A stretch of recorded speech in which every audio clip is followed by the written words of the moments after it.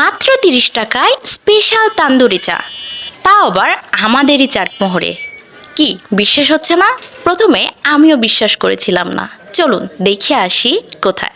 আসসালামু আলাইকুম everyone, I am Ani Khandakar. Welcome back to my new video. আজকে আমাদের এক জায়গায় ভিডিও করতে যাওয়ার প্রোগ্রাম ছিল, বৃষ্টির কারণে আনফরচুনেটলি সেটা ক্যান্সেল হয়ে যায়। তাই আমরা র্যান্ডমলি চারপাশ ঘোরাঘুরি করতেছিলাম। হঠাৎ আমার কাজিন আমাকে সাজেস্ট করে বালুচরে নাকি স্পেশাল চা পাওয়া যায়। তাই আমরা চলে আসি বালুচর কুড়েঘর তান্দুরি চাতে। এখানে আসতেই আবারও গুড়ি গুড়ি বৃষ্টি শুরু হয়ে গেল। এখানে এসেই প্রথমে আমি চা বানানোর প্রসেসটা দেখছিলাম।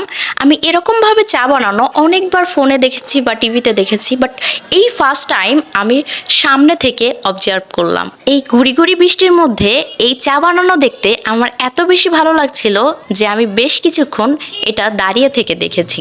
আমি খাওয়ার আগেই এই চা বানানো দেখেই তন্দুরি চায়ের ফ্যান হয়ে গেলাম। যাই হোক, বেশ কিছুক্ষণ চা বানানো দেখে আমরা অর্ডার দিয়ে চলে গেলাম চা স্টলটার ভিতরে, কারণ ততক্ষণে বৃষ্টির পরিমাণ বেড়ে যাচ্ছিল। আমরা স্টলটার ভিতরে গিয়ে বসতেই কিছুক্ষণের মধ্যেই চলে আসে এই স্পেশাল তন্দুরি চা।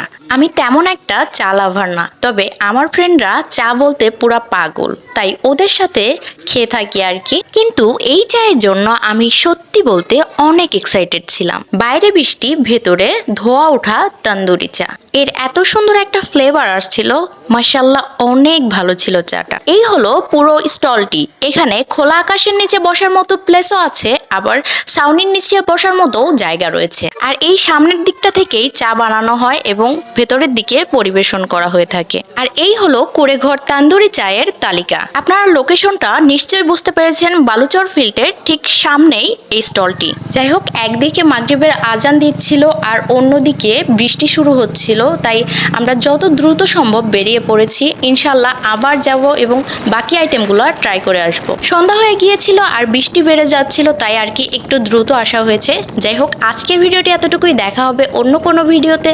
ততক্ষণ পর্যন্ত ভালো থাকবেন, সুস্থ থাকবেন। আল্লাহ হাফেজ।